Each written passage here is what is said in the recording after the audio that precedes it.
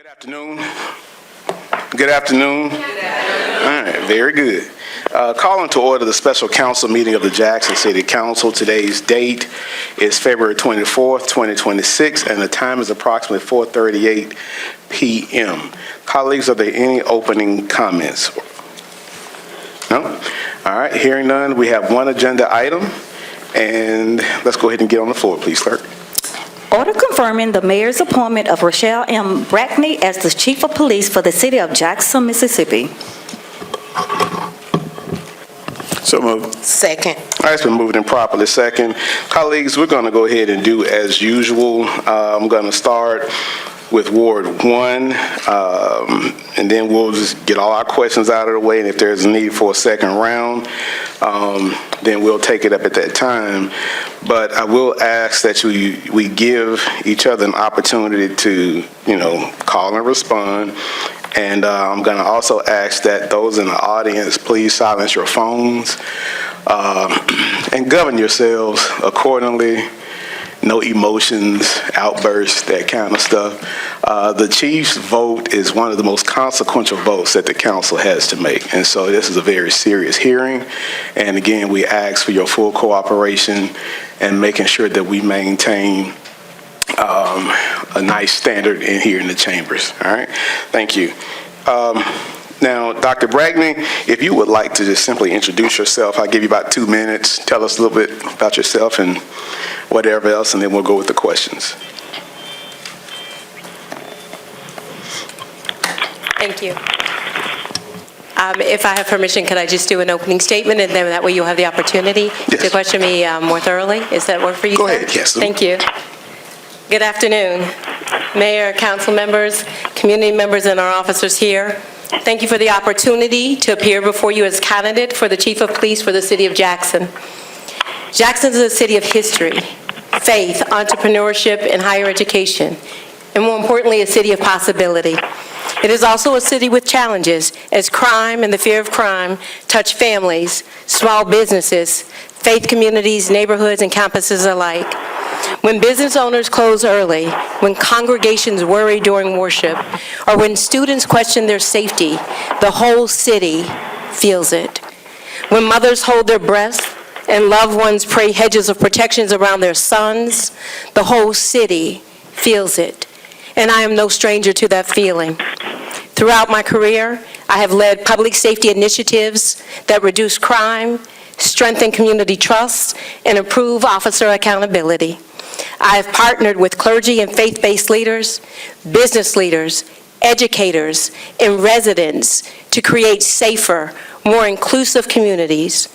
I have shown that constitutional policing and effective crime reduction are not in conflict. They reinforce one another.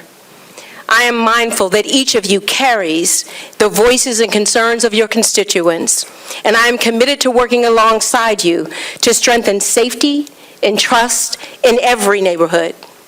I also learned that quality of life issues, disorder, property crimes, blight, they quietly erode our neighborhoods. Addressing them fairly restores stability, reinforces pride, and strengthens connections between residents and law enforcement. And if confirmed, I will bring these proven approaches to Jackson. Together, we can reduce violent crime, we can restore confidence in public spaces, and support our neighborhoods so families, students, and business owners can thrive without fear, while honoring and never forgetting those already impacted by crime as we collectively work to restore and build trust in public safety. My commitment to you is to turn experience into results, prevent others from becoming victims, and build a department that daily earns the trust of every community it serves. Thank you. Thank you. Mr. Foote, we'll start with you, please.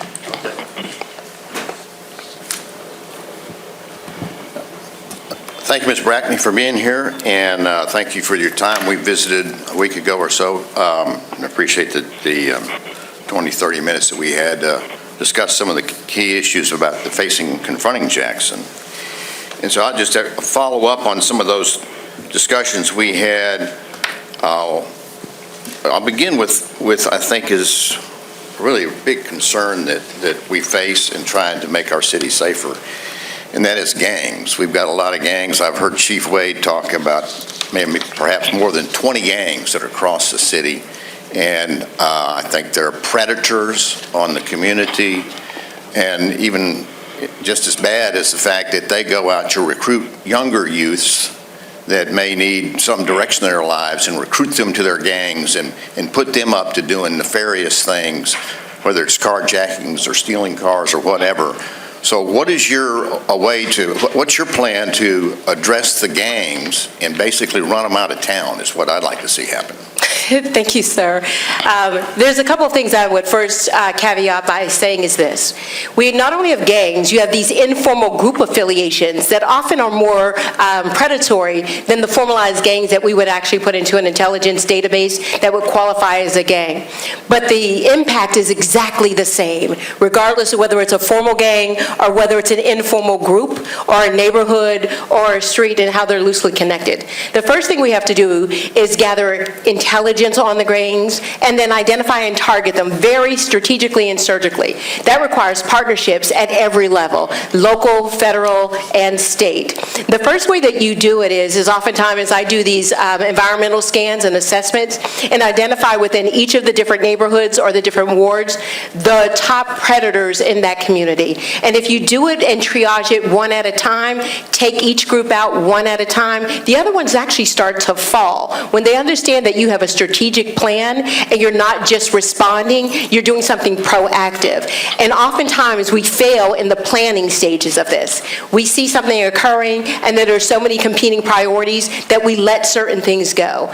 Our children cannot be the sacrifice whenever we decide to let something go. And preventive strategies as well. We are talking about new strategies. There have been other gangs across the United States that have faced RICO charges and have been formally charged under a RICO or Racketeering Act, for those of you who don't understand that language.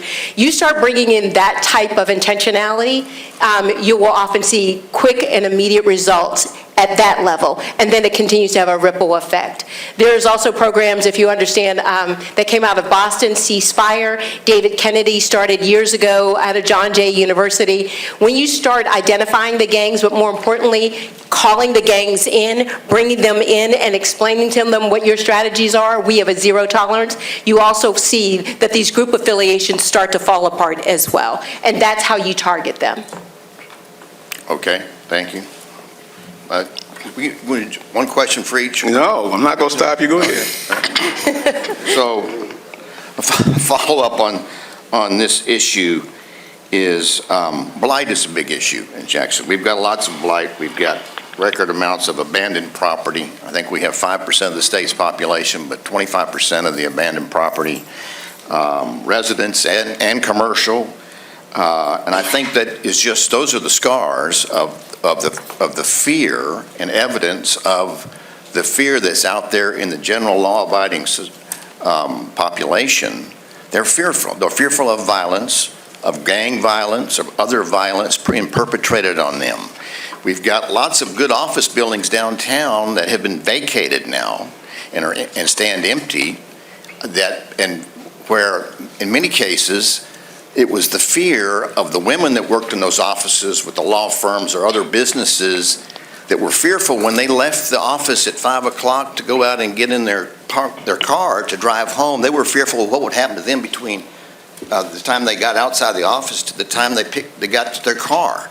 And so the companies and law firms moved to outside to Bridgeland or Madison or somewhere else, basically about the fear that these women were encountering just to get to their car at the end of the day.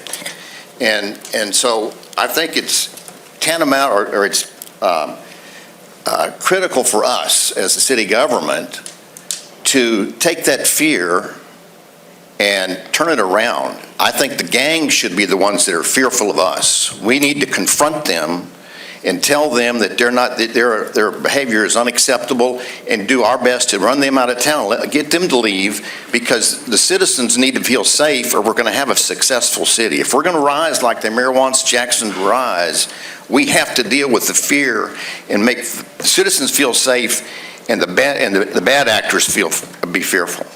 So how are you going to deal with that fear?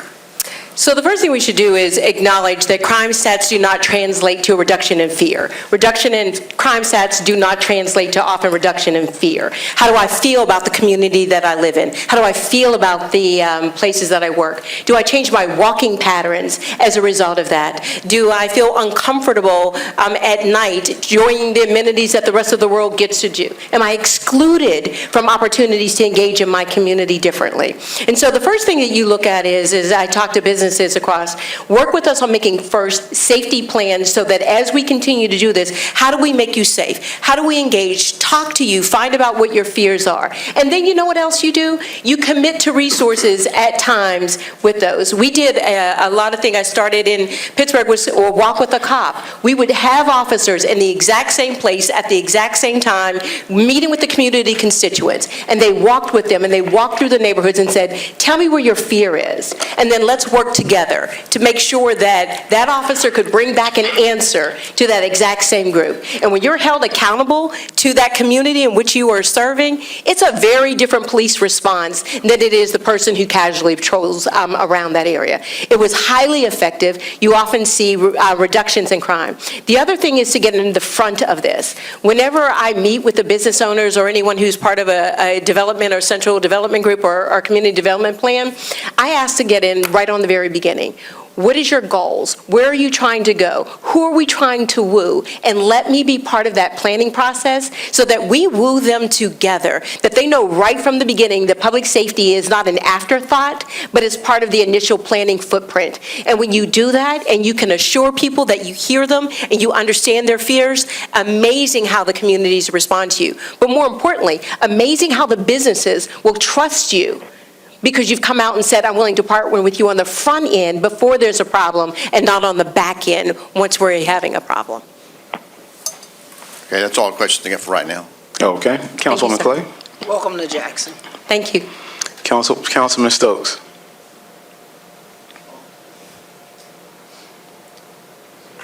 No questions, Mr. President. Okay, thank you.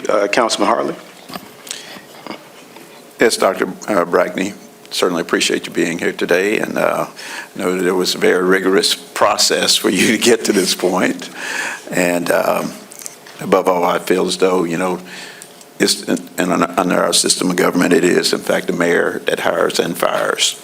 Our confirmation gives me an opportunity to ask you some questions and kind of see where you feel about some of those things. Your resume is very impressive. Thank you, sir. A lot of educational accomplishments. What are some of the educational tools you think is in your past is best used in the city of Jackson?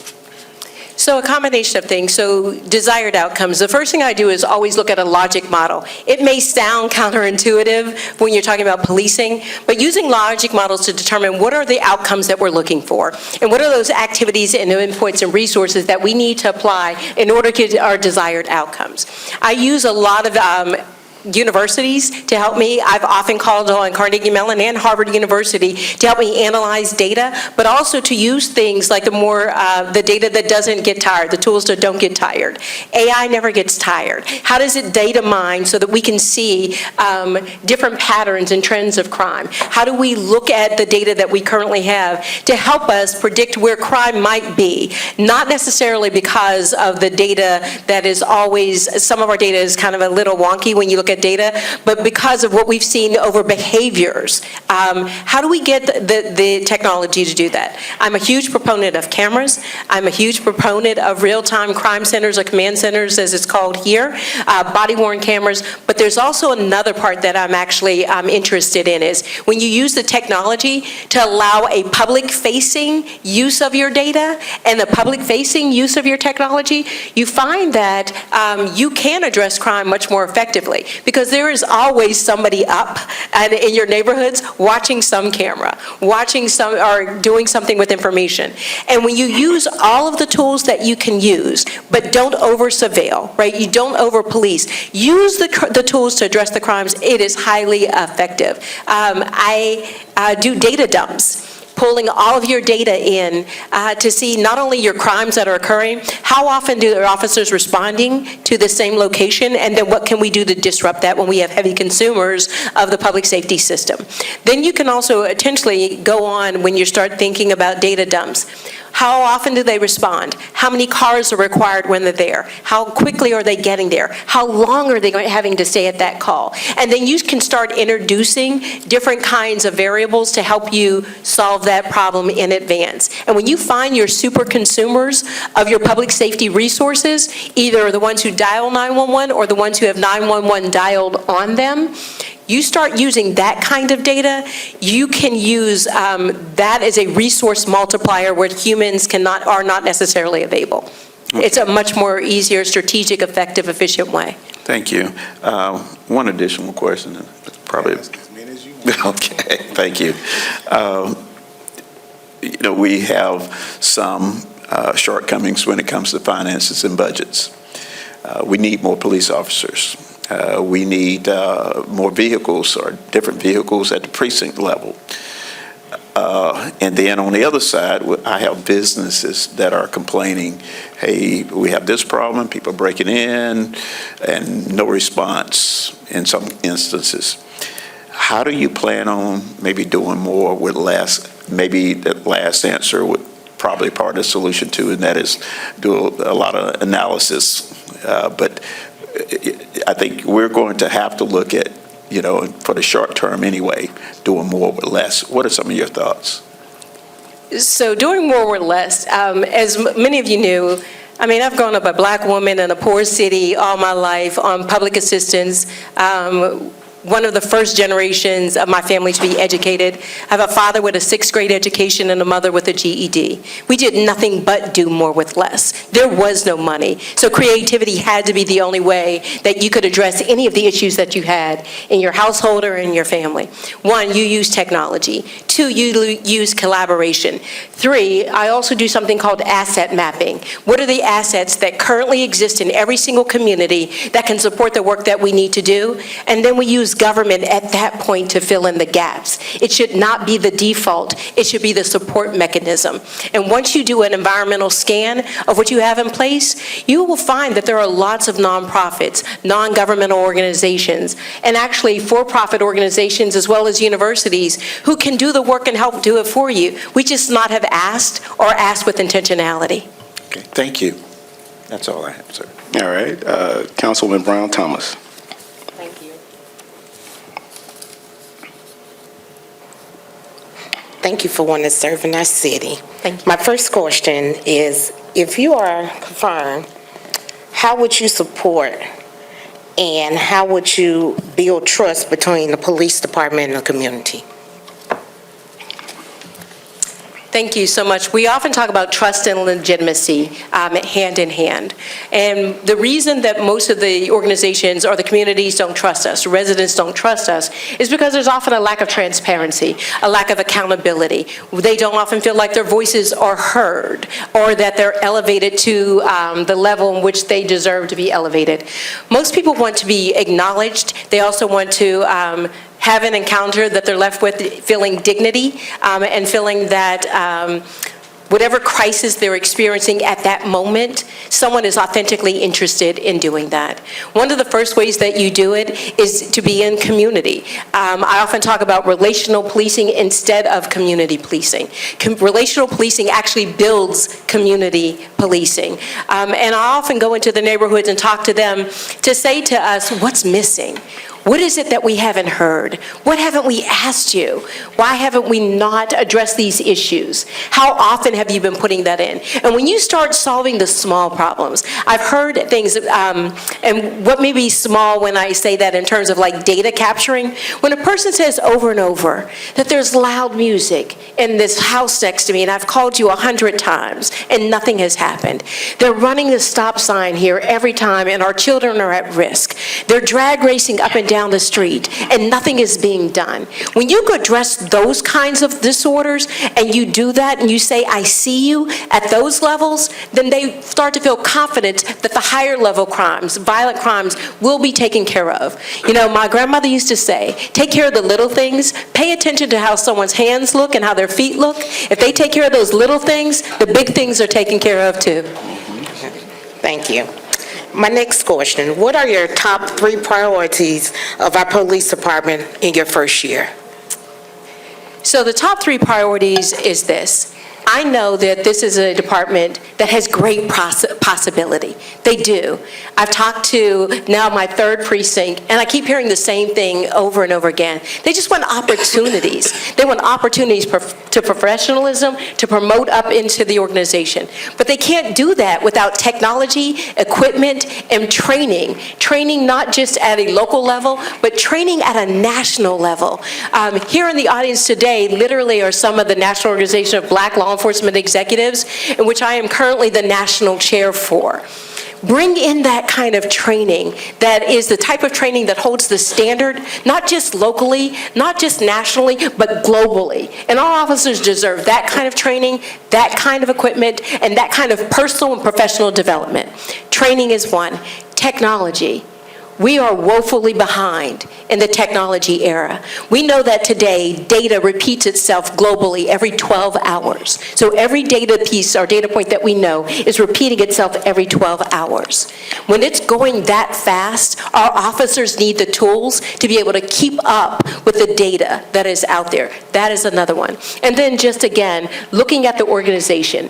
Is it set up in a way that best serves this community? Are we delivering the services that are expected at the level of excellence that this community not only expects but deserves? Thank you. And my last question, I promise. After serving 25 years on this department, I was among some other officers that feel like the promotion level was unfair. And it's a lot of officers that feel like promotion is unfair. What is your plan to make the officer feel like if a promotion opportunity came back again, that you would treat them right and do fair? And if you don't mind, Madam Councilwoman, if I can just rephrase that, not only is promotional unfair, your morale issue is often tied to those intangibles. Your morale issues are not often, people think it's money, people think it's their equipment, they think it's their vehicle. You know what it's tied to? How you're treated. Are you promoted fairly? Are your assignments fair? Are your opportunities fair? Or is it just somebody that you know, or somebody else? Do you have access? One of the first things that you do is you set up systems, and then you test those systems. You stress those systems. And more importantly, you let everyone see it. You currently have civil service. We should be using what is currently in place to ensure. Also, when there's promotions, I never have the assessments from inside. I have sat on hundreds of promotional and assessments, and I bring someone from the outside every single time. You know why? I can then look at your portfolio. They can look at your portfolio. They don't have to know that you know somebody and that you're related to somebody. All they see is the criteria, the skills, the knowledge, the abilities, and the qualifications in front of them. And do you meet those? And if you meet those, you should have a fair shot, just like everybody else. Thank you. Councilman Parkinson. Thank you. Thank Thank you. you for sharing that, and thank you, Dr. Brackney, for being here. I'll begin by asking the 2 questions I ask everybody who is confirmed by our council.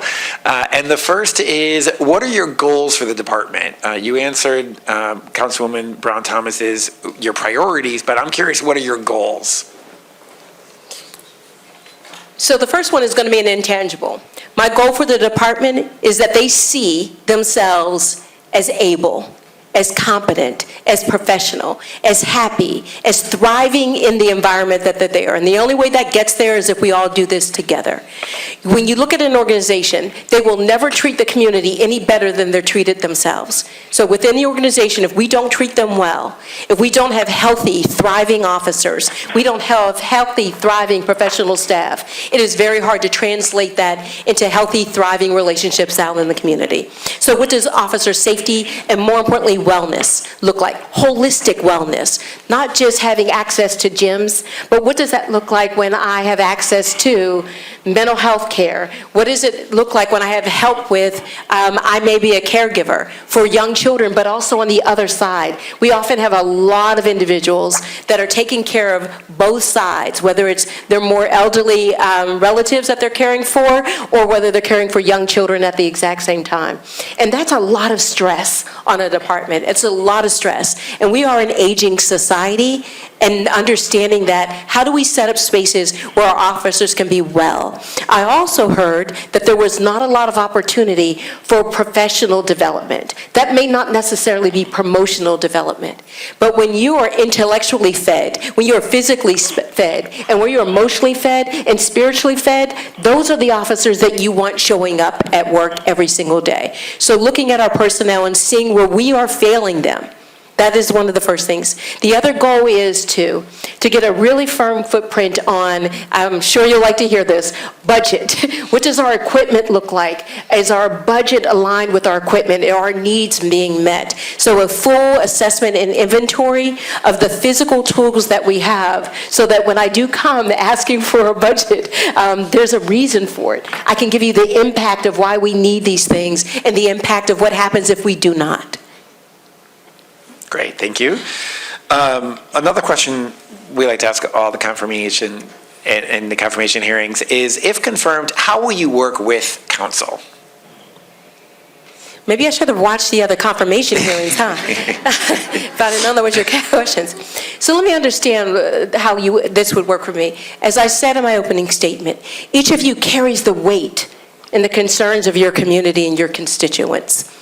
There should be regular communication about the things that are going on in your communities, and more importantly, how we can help you address them. If you're bringing those to us, someone has brought them to you. It is very difficult, and people often are very vulnerable when they have to contact their council persons or when they have to contact the police.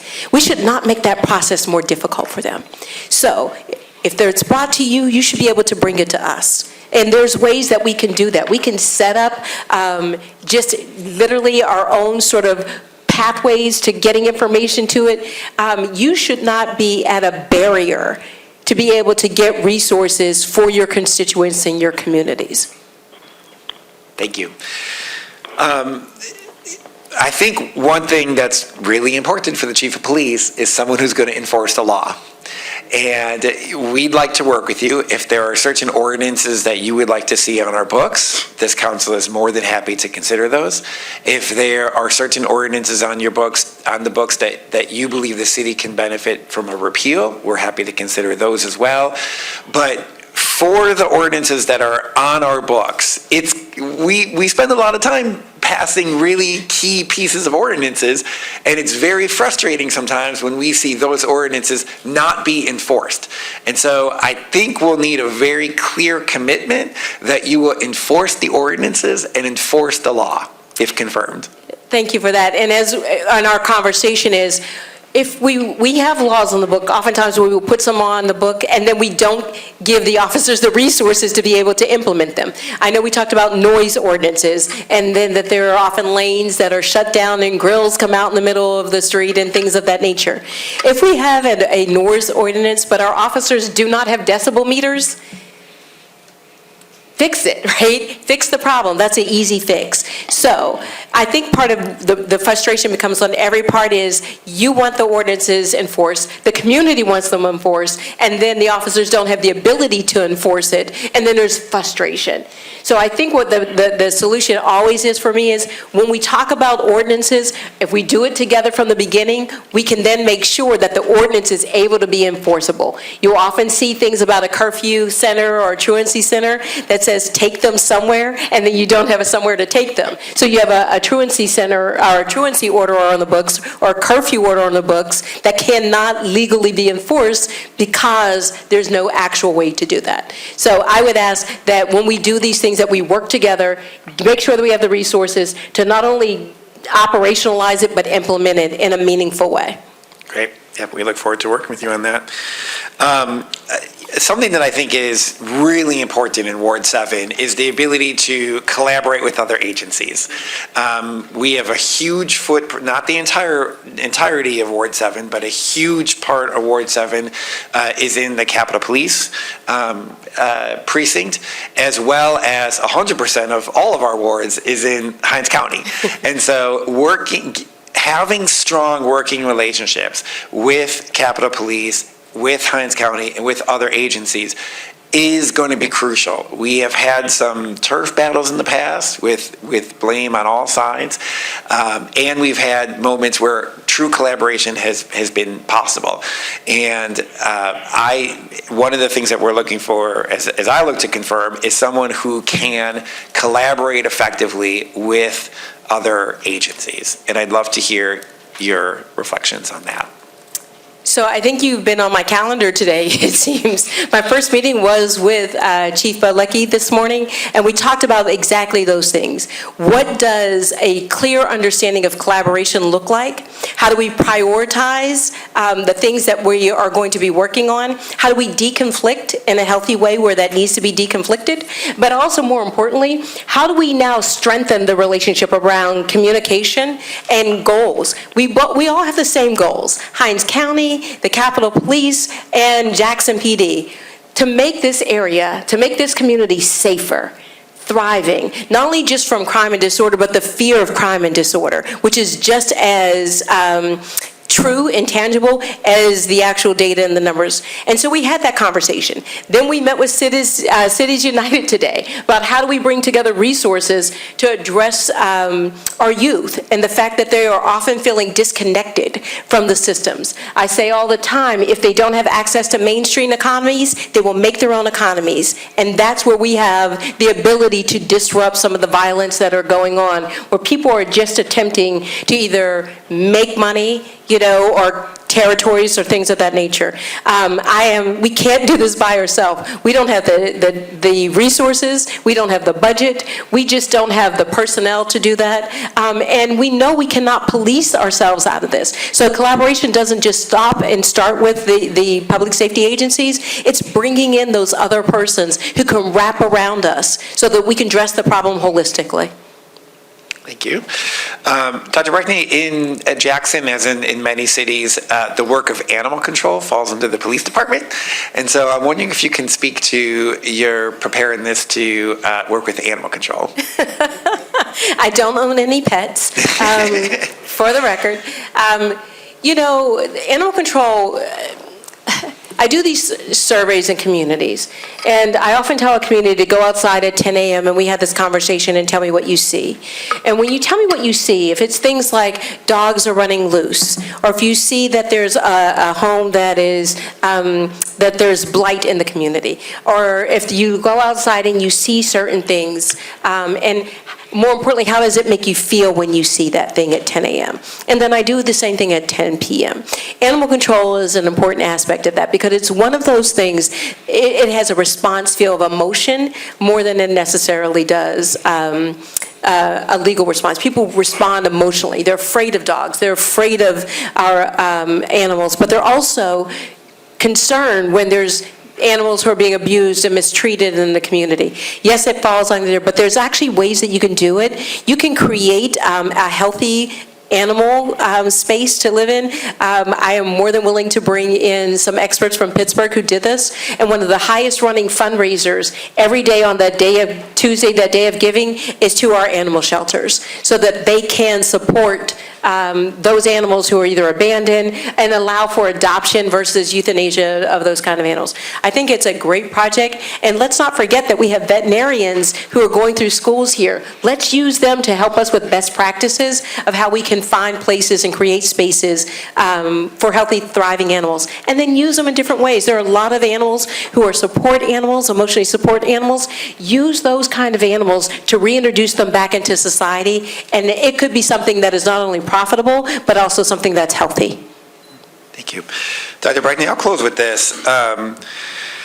Yesterday was the one-year anniversary of the tragic passing of Deputy Martin L. Shields Jr. He had been an officer with numerous agencies, including at one point JPD. Yesterday, on that anniversary, we held an honorary street renaming for this individual and his family. You graciously attended that, and I appreciate you being there. That event was a stark reminder that the officers who will report to you put their lives on their line. That is the job they signed up for, and that was the job that they trained for. They deserve a strong leader who will support them in their mission. After our meeting and after this confirmation, I believe you are that leader. You will happily have my support. I thank you for what you do and what you will do in Jackson, and welcome. Thank you. Thank you. All right. Thank you, Mr. Parkinson. Mrs. Clay has a question or some. Okay, you brought up the subject of budget. Have you looked at the budget for the Jackson Police Department? Yes, I have. Okay, do you see any shortages in the budget or anything that you would change? So I'm looking at your budget, and currently, right now, you're between $800,000 and close to $1 million in overtime, which means that there is something going on where officers are being tasked in order to meet the needs of this community. So what that tells me, not only is there a budget issue, what is that strain doing to our officers, and then what are we doing to support that? And there are other ways that we may need to look at those services. So I've looked at that. We have 239 officers. We're budgeted for 275. We also are under budgeted for our professional staff, and that's normally how I refer to our civilians or non-sworn. They are not civilians, they are not non-sworn, they are not opposite of us. They are professional staff who help support these agencies and get the work done here at Jackson, in Jackson. So that's one of the areas. When we're facing that kind of an overage, the first thing I need to look at is why, how is it occurring, and is it actually taxing? And what do we do to not only reduce that, but if we need to put that somewhere else, or those monies where there is a gap, how might we do that? Now, I have not had complete, full access for the 5 years. I am not an employee, but I've gone what they've given to me publicly. But looking at the budget, your overtime is one of the areas that is concerning to me. Okay, what about salaries? I don't have access to individual salaries. I'm not an employee here, so I would not have access to their personal information. We know that starting salaries can come in low here, but your starting salaries, you have to do oftentimes a salary scan to see what the salaries are in the area around you, and then you also have to do that against nationally. So when you have areas that are expensive to live in, where you have to live outside, where there's housing shortages, where officer salaries cannot meet the need to live in the communities, there's then the need to look at salaries if you want officers to live in the same communities in which they will then police. Okay, next question. You're going to live in the city of Jackson, right? I'm sorry, say that again? Are you going to live in the city of Jackson? Yes, I plan on living in the city of Jackson, and I've been touring apartments right here in Jackson. Okay, and next question. In terms of salary caps, are you aware of any caps on salaries with the police department? I'm not aware of your caps on salaries, but those are normally set through civil service processes, so I would have to dig a little bit deeper into those. Again, there's not a lot of information as a person who is not employed by the city that I would have access to. Okay, and if your salary is above the cap, are you willing to take the position until the salary is raised? My salary has been posted, and that salary is the salary that I understand that is being offered. Okay. All right. Dr. Brackney, I enjoyed visiting with you. Was that sir. last week? That was last week, sir. Time flies. Now, one educator to another, I have 35 questions. Did you have 35? I do. I'm not going to ask them all, but they're going to come from everywhere. And there may seem to be some redundancy, but I want to ask my question in a different way. Yes, sir. To get you on the record.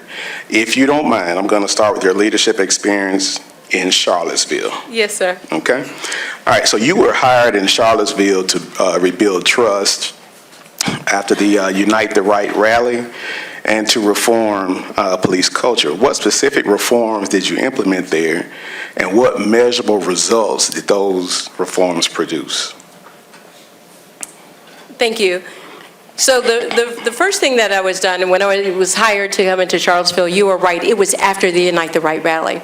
And one of the complaints is that our officers were in alignment with the Ku Klux Klan and the neo-Nazis who had marched through the streets, and that they had stood there and allowed for the tragedies that had occurred there. And so the first thing that I did was, what was the culture there? I walked through the door, and I was the only black female in the agency, and I was the chief of police there. And so just to level set for you what the culture looked like and why I was called in to reform it. My first day, I'm walking down the hall. I am the chief of police, so I realize I am the highest ranking person in there. And a white male walks up to me and says, I want to let you know, I vote Republican and I don't drink any damn, and it was more lattes, pumpkin lattes. And my response immediately was, as the assumption was, because I believe in different things like social justice and fair and equitable policing, and that everyone belongs and is welcomed in our communities, that somehow that constitutional policing would be at odds with the work that I would do. And so culturally, the first thing I did is said, I need to open up everything that I can about our department to the community.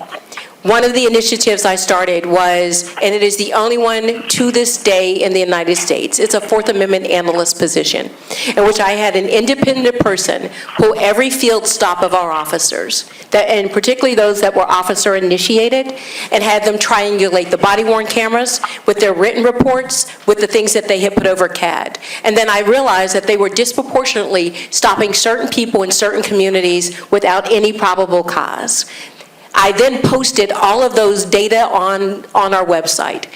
Who were stopping the officers, or where people were being stopped, the race and gender of them, the reason for their stop, and more importantly, the legal outcome. If they were just being let go after they were stopped, why were we stopping them at that kind of rate?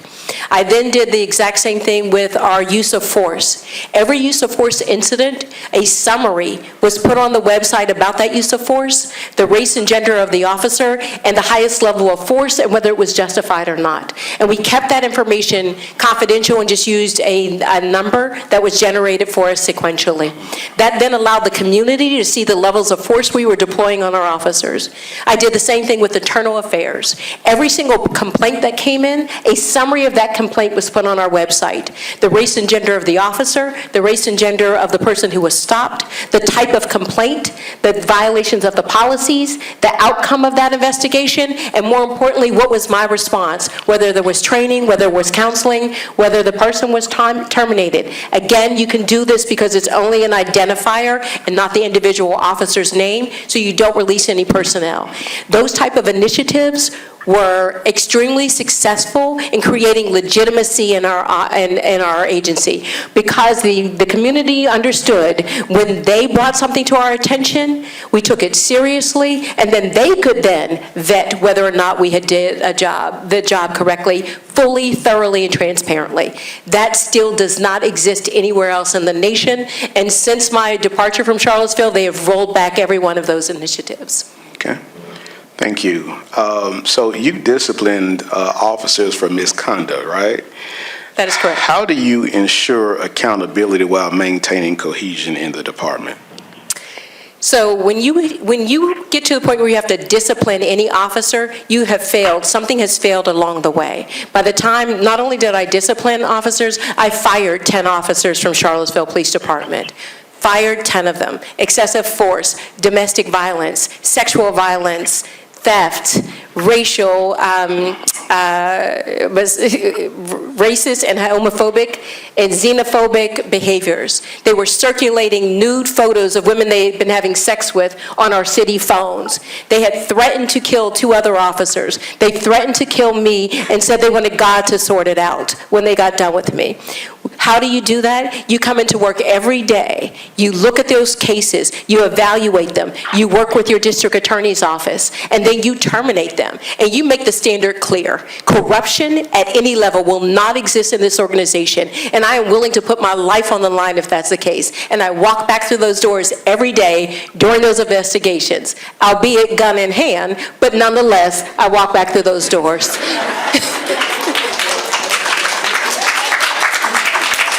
All right. So how would you describe your leadership style today, and how has it evolved since your experience in Charlottesville? So thank you. So my leadership has been evolving. It's not just then. My first leadership position was in 1995. I like to say I was 2 years old at that time, but it was 1995. And I'm a very different leader then. I think we all are. Every one of us sitting in these spaces are very different leaders than the day we first went into a formal position. I have learned patience. I've learned grace. I have learned equifinality. My way is not always the right way. We might all have different ways to go about getting to the work, but we'll all eventually get there. That has changed and evolved. As a young supervisor, I just thought because I knew and understood the books, I knew and understood how it should be done. That's not it. You have got to give people the opportunity to fail and do so safely. And that's one of the things that has changed in me. One of the other things that has changed in me is intentional development, not just promotional development. Hiring of life coaches and career coaches is one of the best things I've ever done in my life. Someone that helps me see myself differently, allows me to see how the world might see me, and then how are those two things congruent? And when they're incongruent, how do you then correct that? Okay, thank you. Now I want to kind of move to climate, culture, and trust. I am a recovering civil service commissioner. I'm recovering Catholic. And I remember, even though it's a quasi-judiciary, I remember a lot of those cases. And so, you know, JPD has a history of morale challenges and a lot of turnover. As you can tell, we're budgeted at 275, we're at 239, we lost some recently. What is your plan to stabilize and the morale and restore pride in JPD? So thank you for that. Most people leave due to a lack of opportunities. They're not shown a pathway that they might be able to do something differently. They think that the only thing that they have available to them, and believe me, it's the backbone, I've walked lots of beats in my day, is patrol. But what happens if you allow officers to dream big about what they could be, who they could be, and how they could help? And so one of the ways that you do that is design career paths forward, design authentic mentorship forward. Everyone should be able to walk in and understand from day one, if I want to be a detective, if I want to be on the SWAT team, if I want to ride a motorcycle, if I want to be part of mounted patrol, if I want to be investigations or the crime unit, we should help get them clear pathways there and then provide them with the opportunities to do that.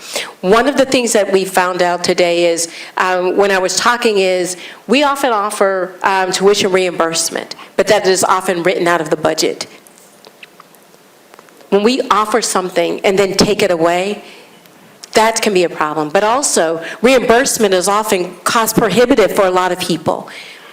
If we reimburse them, is there ways to do things like take the burden off of them and direct bill, the university direct bill the city? If the city's going to pay it back to the officer, take out the middle person. And that actually does things like increase morale. More people will go back to school. People will see pathways forward. Another thing that I like to pilot is put in a memo. Tell me what you would like to do. Have you ever been offered a 60-day rotation in investigations or in the crime unit or in the evidence room or doing something else? Tell me what you would like to do, and let's see how we can make that happen. Exposure is the best medicine for getting people to stay engaged, and then more importantly, that's where they see possibility. Thank you, and I appreciate that answer. We've had quite a few officers to graduate with their degrees because of a scholarship I brought here to Jackson from Strayer University. And so I think having some type of agreement with our local institutions would definitely help to develop those officers. Because I remember back in the day, you used to have you were once required to have some college, but they don't require that anymore. And so I think it's important, you know, with respect to having professional officers. Another question here. How will you assess the climate and culture of JPD in your first 90 days? Again, I'm a recovering civil service commissioner. Do you plan on going through the IED files? I think it's important that you know who was in your department.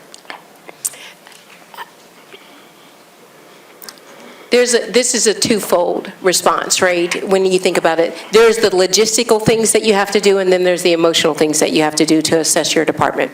Logistically, when I arrived in Charlottesville, and I will use this as an authentic example, Internal Affairs had not closed a single case in 3 years. Not one case in 3 years. And I put together a team to do just that. We should go through, and we put together a team that went through every single case, not only the ones that had not been addressed, but I even had them do an audit, pull the ones that had been closed, and see if that investigator got the same results as the other one. So we did an authentication of those reports as well. That was highly effective. But you know what the community said? They used to say that when something was sent to Charlottesville PD, to IAA, it went into a black hole, and it was never seen again. And they weren't wrong.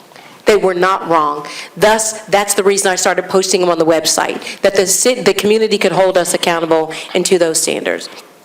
How do you assess the organization individually? The first thing I do is an organizational assessment. As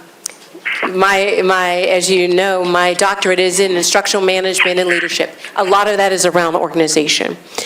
Every organization that I look at, I take the personalities out of it.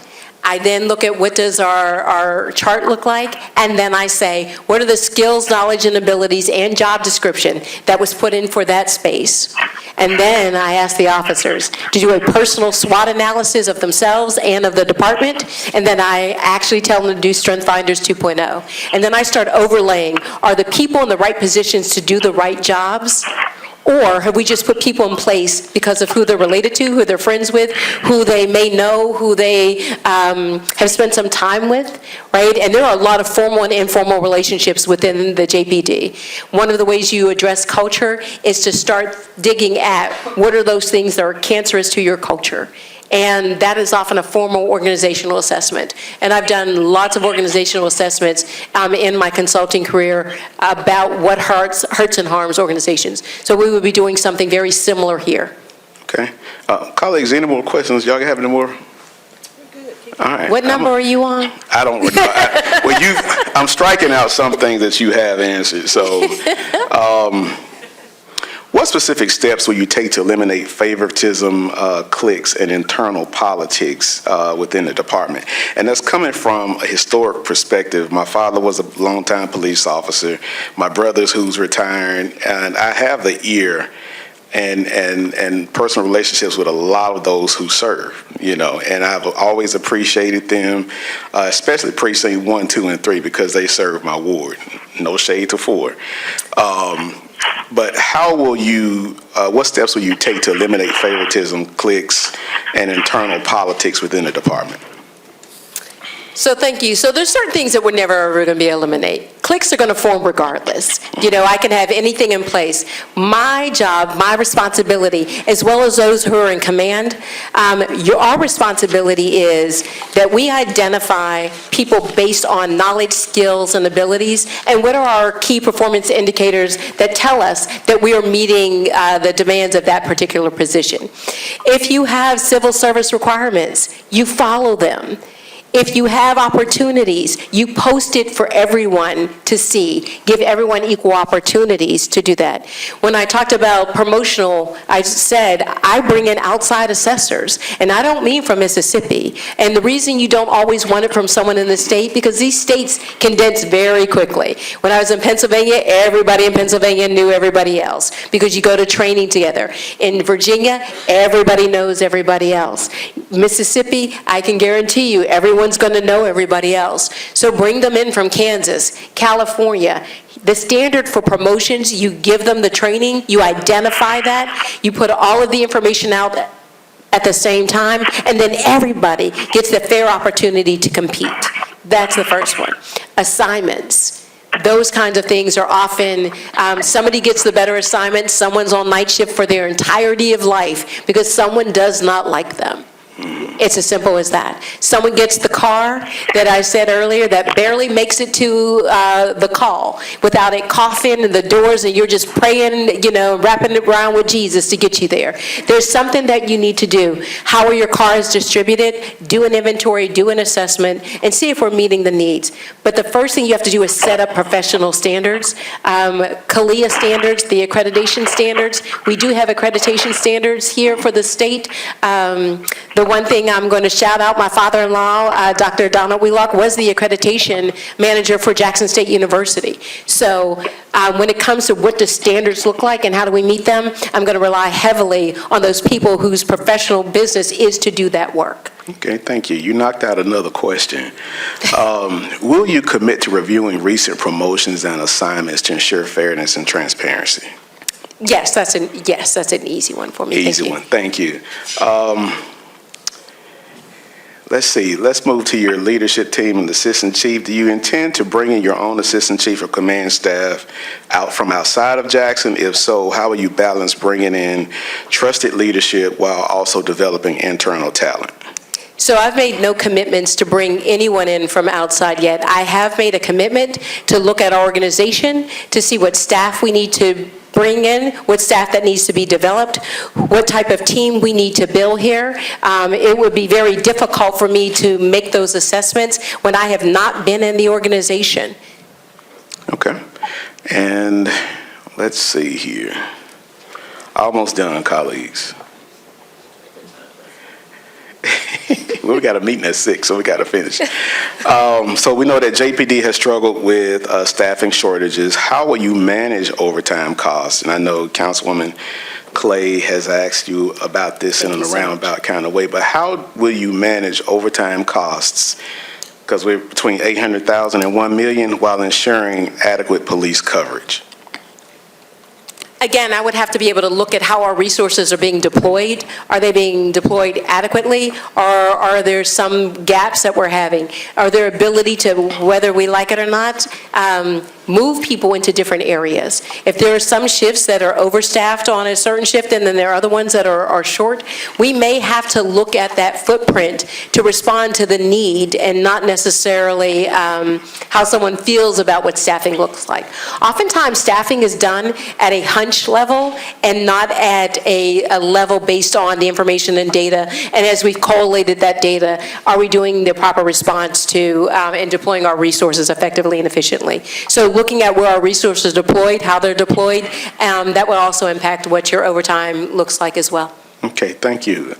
If the council told you today that your budget would be reduced by 5%, what specific changes would you make? Well, not having complete access, but here's what I would say to you. Pretend. Here's what I would say to you is, wherever those depreciations or whatever you would have me reduce it, I would present it to you this way. If you want a 5% reduction and I take 1%, say, out of our training and development, here's the impact that that's going to have, positively and negatively. If I take 5%, the officers will no longer be trained at a level that is sufficient. They will no longer operate at that. And then I'll present it to you, and then council can make the informed decision of how they want to allocate budget. If the council says that it has to come 5% and I take it out of vehicles, then I'll say with that, we have slower response rates. Officers will not be able to return to their calls, and then council will have to make an informed decision about how they want to allocate budget. I will present the options, both the positive impact if we can maintain it, and also the negative impact. So I don't just reduce budgets, I say how it impacts the reduction, and then council is the one who will approve that. I will present it and then give you an informed option so that you can make the best informed decision that you can.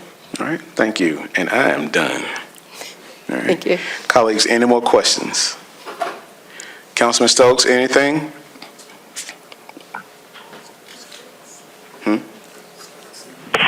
No, sir. All right. Well, the items on the floor. Yes, sir. I'd like to make a few comments. Sure. As has been said, the selection of a police chief for this city is of great importance, and it, I think, will determine whether our city sinks or swims.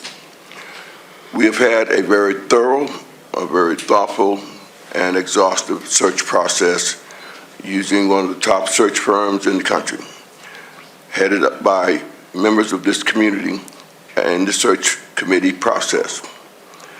And I am proud to say that Dr. Rachelle Brackney was the best person that we could find, and that she is the right candidate to put up for confirmation to be the next police chief of the city of Jackson at a salary of $150,000. Dr. Brackney's experience, nearly 40 years in law enforcement, 31 years in the Pittsburgh Police Department, first starting as a beat cop, and then in the final 15 years of her tenure there, she served as commander of operations and major crimes for the Pittsburgh Police Department. She served as police chief for George Washington University, a very large university with a lot of complications of urban life. She was then tapped to be police chief in Charlottesville at a very pivotal time in the history of Charlottesville, Virginia, and she served admirably as police chief there. She has strong experience and has a doctorate degree in law enforcement and criminology. I don't know that we can find a more qualified person than Dr. Brackney to take this position at this time. She has been highly sought after for many years as a national speaker on community policing, criminology, law enforcement. She knows how to find resources. She has an impeccable reputation in going after resources. She has spent an inordinate amount of her time ensuring fairness in the community, fairness to the people that are served by the police department, and fairness to police officers themselves. She has a temperament that I think we need in the city of Jackson. That's a no-nonsense temperament that is also tinctured by compassion. Compassion for the people who work under her, compassion for the people that she serves as police chief in the city. You know, so we thought long and hard about who, out of the 32 people who applied to be the new police chief, and we arrived by consensus of the search committee that Dr. Brackney was the person that we wanted to put forth. And I will also say this about maybe some members have concerns about salary. This city has experience and precedent of offering $150,000 for department heads in the past. We had a public works director under Mayor Yarber who was paid $150,000 as public works director. We had a public works director under Mayor Lumumba who was paid $150,000 as the public works director. 4 of the council members who are sitting here today on the council were members of the council when the salary of the public works director under Mayor Lumumba was awarded the $150,000 salary. $150,000 is not inconsistent it's consistent with or below the national market. Now, we wanted to get someone, and at $130,000, which is what this salary is topped at right now, we knew we wouldn't get someone that we would find probably as credible to take this job as offering someone $150,000. It's 11% more than the $133,000 that the pay scale is now. $150,000 is slightly less than what trial judges here in Mississippi make. Circuit judges, chancery judges, county judges. Appeal court judges are making $175,000 a year in Mississippi. Now, this city has to establish a pay that's at or near market salaries if it expects to attract and retain top talent. And I submit to you that Dr. Rachelle Brackney is top talent. And on top of that, I believe that Dr. Brackney will more than offset this salary that we're proposing with the resources that she will be able to bring in to this police department and into the city. The Hinds County Sheriff makes right at $150,000. Cities with similar populations as Jackson are in the same range. Mayor. I will be brief, sir. Okay. But you asked 34 questions. But this is a council meeting. I understand. This is a council meeting, and the administration is a guest. Fargo, North But let me Dakota. just say this, Mayor, and I know you're going to finish. Council members are ready to proceed, but you did bring up a point that we may need to go into executive session or something to discuss, because we're confirming or going to vote to confirm based on the current salary as we budgeted. Now, unless you're going to pull the other 20-something out of your budget, we may be able to do that. But there is some uncomfortability here. I hope I didn't just make up a word, but we're ready to proceed. We're not against 150,000. Let it be clear, okay? What we are against is that the cap on the position is a different salary, and therefore we must take charge and do right, since we talk transparency at this council all day long, okay? Nobody on this council is against 150,000. We realize that is a good salary, but we also realize we must follow protocol and do rules. Yes, And if I may continue, Mr. President. we would like, because of process, because of our procedure, we need to make sure we have legally everything streamlined here. Attorney Martin, can you comment on what we will be looking for in the future for that adjustment? Maybe at the next council meeting, we actually put that in writing and make it legal. Sure. So the confirmation order as drafted does not Drew Martin, City Attorney.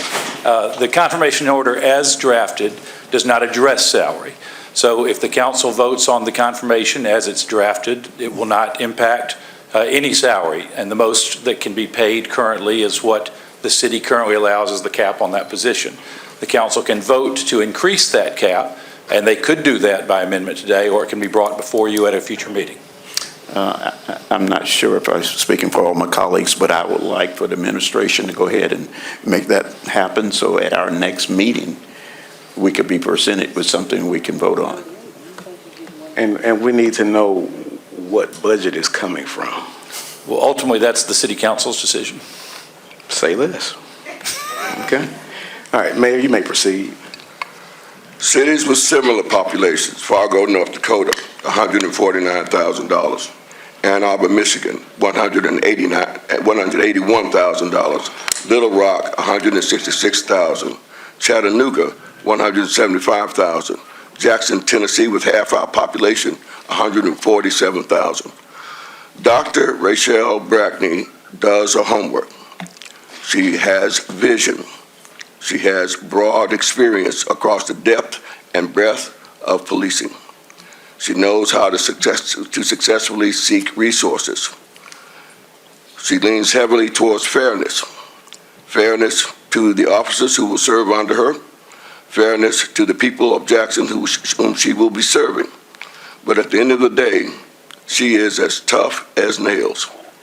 And I believe her leadership is exactly what the city of Jackson and its citizens need right now. And so I unequivocally put forth Dr. Brackney for nomination and confirmation by this council. All right? Thank you, Mr. President. Thank you. Any more questions or comments, colleagues? Okay. Hearing none, all in favor? Councilman Stokes? Yes. All right. Opposed? Yes. 6-1. All right, thank you. Dr. Brackney, Chief, who did you bring with you today? Thank you so much. First, I want to thank my online family.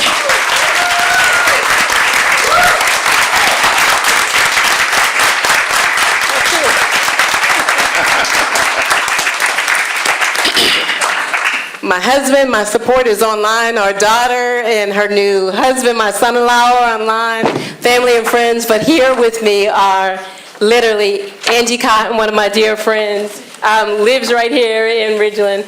Mama G, Jonna Mae Gilbert is right here as well, my second mom when I am here, when my mother-in-law is not available. Dr. Mary McNoggin, who is also close friend and daughter of Mama G. And then Angie Gilbert, all here, Andrea, originally from Natchez, and is here and has been working with Trustmark forever. That is my family. To the officers that are in the room, to the support that has been shown to me, thank you so very much. I couldn't be beyond more excited, humble, and proud. Thank you for your confidence. So you're on the clock now? Y'all gonna go vote about myself? No. Yes, I've been on the clock for a while. I think. When do you look to take your seat? When do I look to take, so the way that we're looking it out, currently I must give my organization 30 days notice. It's a university, and I would not give them 30 days notice until after today, so I can give them that now at 6:48 or 5:48 p.m. That I am available. So we're looking April 1st, when they would be allowing me out of the contract. Does her salary start today? Mm-mm. No.